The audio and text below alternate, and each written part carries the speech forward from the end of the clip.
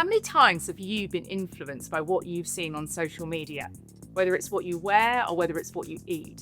Sport and exercise is no different. All over social media, you will see influencers sharing their ideas about the latest exercise plans, the best way to lose weight, or even down to what you should eat every single day.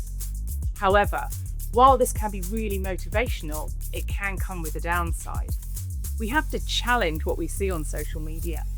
Just because someone's on there influencing your exercise habits, it doesn't mean they know what they're talking about. One of the problems with social media is it can create unrealistic expectations for people. You see an influencer following a certain exercise plan, and you think if you do that, you're going to look exactly like them. But that isn't the case. You need to challenge where that information is from. Is it accurate? Is what they're suggesting going to work for you?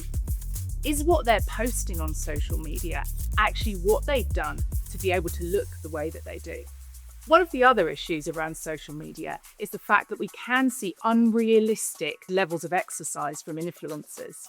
Just because they're posting a certain routine doesn't mean that's what they're doing every day.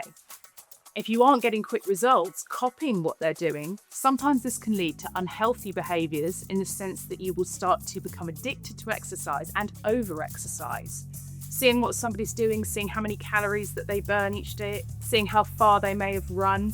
This can promote individuals to actually try and adopt that as well, thinking the more that they do, the skinnier they will get. But it isn't all doom and gloom. There are a number of positives to social media. There are lots of really good online communities now. For example, there are lots of runners out there who share their content and are normalising running at what we would call a normal pace. Individuals that don't look like they're athletes, but are people that just enjoy running. These communities can motivate people. So those that maybe thought they couldn't identify as a runner or identify as someone that did exercise, they can see people like them. They can see that it's possible to get active. And this can encourage really healthy behaviours. As with anything, there are always ups and downs. And that is why it's really important, anything you see on social media, that we challenge it, that we are critical about what we're seeing. You can definitely use social media to help you on your exercise and fitness journey. It's just about checking who is providing that information. Are they qualified? Have they got the right credentials? Is the information they're going to give you reliable? If that's a yes, then listen to what they're saying. But remember, it isn't going to be completely tailored to you and your needs. It's being shared with hundreds of people, thousands of people. So it's important that you look at that information and see, does it really all apply to me? So the best bet is probably to work with an exercise professional face-to-face, or even have some kind of online training program.